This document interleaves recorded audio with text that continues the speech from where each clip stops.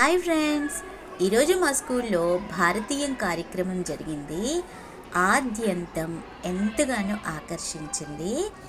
అంటే రకరకాల స్టేట్స్, అక్కడి ఆచారాలు, అక్కడి ఆహారపు అలవాట్లు, అక్కడి కల్చర్, అక్కడ వేషధారణ, అక్కడి ప్రముఖులను గురించి చెప్పే కార్యక్రమం ఇది. దీని ద్వారా ఏంటంటే పిల్లలకి కొంత అవేర్నెస్ కలుగుతుంది. అయితే మా టీంకి వచ్చినటువంటిది ఏంటి అంటే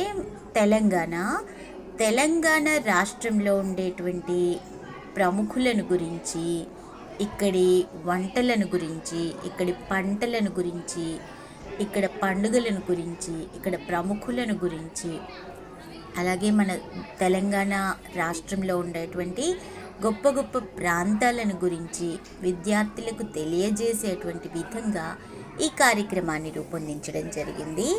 ముఖ్యంగా తెలంగాణ అంటే గ్రామీణ వాతావరణం ఎక్కువగా ఉంటుంది.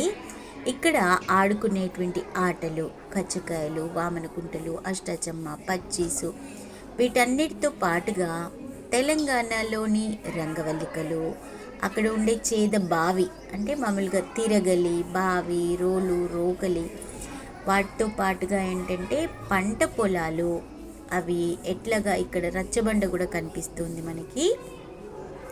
రచ్చబండ దగ్గర పెద్దవాళ్ళందరూ ఎట్లా కూర్చుంటారు, మాట్లాడుకుంటారు.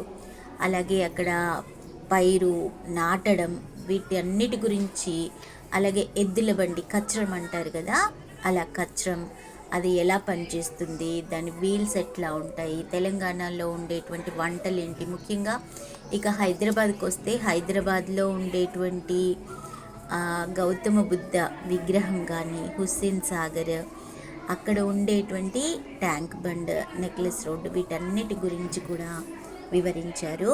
తెలంగాణ ప్రాంతంలో బాగా గొప్ప విశిష్టమైనటువంటి ఉత్సవం మేడారం జాతర. సమ్మక్క సారక్క గద్దెలు కూడా నిర్మించడం జరిగింది. అక్కడ రేణుకా ఎల్లమ్మ, అలాగే గ్రామ దేవతలను గురించి, గ్రామ దేవతలను ఎలా పూజిస్తారు, రామోజీ ఫిల్మ్ సిటీ ప్రపంచంలోనే ఎంత పేరుగాంచింది, ఇక్కడ జరుపుకునేటువంటి పండుగలు, తెలంగాణ ప్రాంతంలో జరుపుకునేటువంటి పండుగలను గురించి, ముఖ్యంగా చార్మినార్ ప్రాంతంలో మనకి తెలంగాణ రావడానికి ప్రముఖులు ఎవరు, ఇంకా అక్కడ ఉండే నవాబులు ఎవరు, దాని చార్మినార్ యొక్క విశిష్టతని ఎలా పెంచారు, ఆ కాలం నాటి వేషధారణ ఏంటి, అప్పటి బేగంల యొక్క అంటే ఎలా ఉండేవాళ్ళు, వాళ్ళు తీసుకునే ఆహార పదార్థాలు ఏంటి, మళ్ళీ తెలంగాణకు వచ్చేసరికి తెలంగాణ కల్చర్, ఇక్కడ ప్రముఖమైనటువంటి ఆలయాలు, సరస్వతి టెంపుల్ ఉంది, అట్లాగే శ్రీ రాజరాజేశ్వర స్వామి ఆలయం, భద్రాచలం, ఇంకా చూస్తే యాదగిరిగుట్ట, ఇట్లా ఎక్కడ చూసినా కూడా ఆలయాలు అనేటివి ఎంత విశిష్టమైనవి.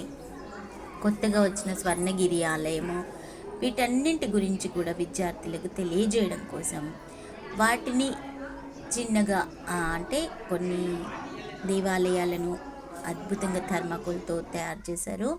పిల్లలందరూ ఈ కార్యక్రమాన్ని ఎంతో ఉత్సాహంగా పాల్గొనడం జరిగింది.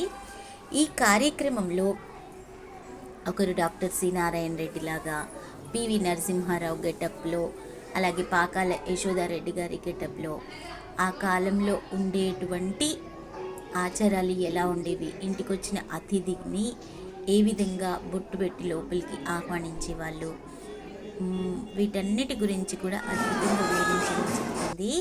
ఇక పిల్లల ఏకపాత్ర అభినయాలైతే అందరినీ ఎంతగానో అలరించాయి. రాణి రుద్రమదేవి అయినా, శ్రీ మహాలక్ష్మి అయినా, అలాగే గౌతమిపుత్రి శాతకర్ణి, పోతన, వీళ్ళందరి యొక్క ఆహార్యం, అలాగే వాళ్ళు చేసినటువంటి నటన, వచ్చిన తల్లిదండ్రులందరూ, పోతిరాజు అయితే అద్భుతమైనటువంటి తెలంగాణ తల్లి, వీటన్నిటి గురించి పిల్లలకు అర్థమయ్యే విధంగా చెప్పడం జరిగింది. కార్యక్రమం చాలా బాగా జరిగింది. మీకు నచ్చితే లైక్ చేయండి, కామెంట్ చేయండి ప్లీజ్.